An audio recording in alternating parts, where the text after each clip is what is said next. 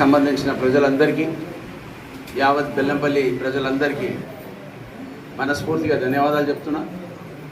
నన్ను మా తమ్ముని కొడుకు వంశబెట్టిని ఇంత మంచి మెజారిటీతో గెలిపించినందుకు మీ అందరికీ చేతులు జోడించి నమస్కరిస్తున్న సోదరులారా.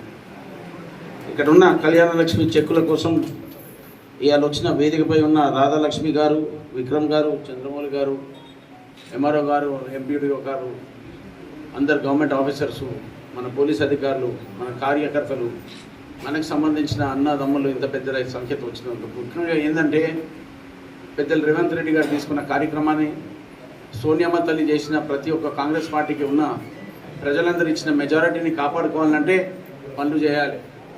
ఇప్పుడే మనం ఉన్న సోదరులు రాధాలక్ష్మి గారు, విక్రమ్ గారు రిక్వెస్ట్ చేసిన కాశీపెట్టి ఎట్లా దత్తత తీసుకోవాలి, ఎట్లా దాన్ని అభివృద్ధి చేయాలి.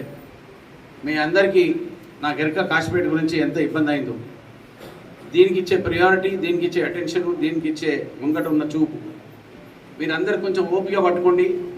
నా పనిచేసే పద్ధతి ఏంటంటే ప్రత్యేకంగా నేను చిత్తశుద్ధిగా ప్రోటోకాల్కి, గవర్నమెంట్ గైడ్లైన్స్కి, గవర్నమెంట్కు సంబంధించిన ప్రతి ఒక్క కార్యక్రమాన్ని మనం ఎంత చిత్తశుద్ధితో పనిచేసుకుంటే అంత బాగుంటుంది.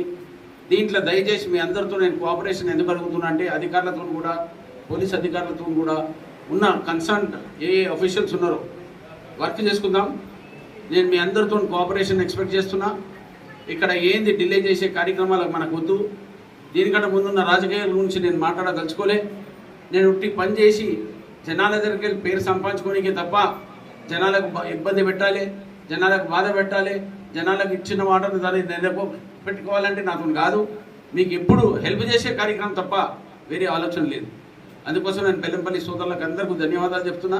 ఈ ఉన్న కార్యక్రమాన్ని మన బీదకరమైన మన కాన్స్టిట్యున్సీ, మన విక్రమ్ గారు చెప్పినట్టు సార్ మంచి ప్రాజెక్ట్స్ తీసుకురమ్మని మీరు ఐడెంటిఫై చేయండి, వర్కౌట్ చేయండి. మీరు చేసే హోంవర్క్ మీరు చేయండి, నేను చేసేది నేను నా హోంవర్క్ చేస్తాను. వర్క్ చేసే కెపాసిటీ అంటే పబ్లిక్ కోఆపరేషన్ చాలా అవసరం ఉన్నది. మీరందరూ దీన్ని అర్థం చేసుకోమని మీ అందరితో కోరుకుంటూ, ఈరోజు 10 మందికి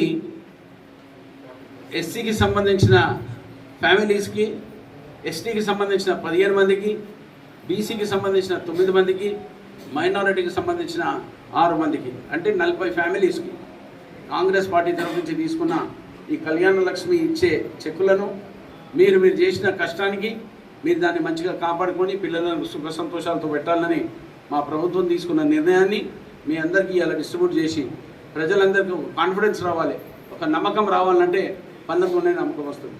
అందుకోసం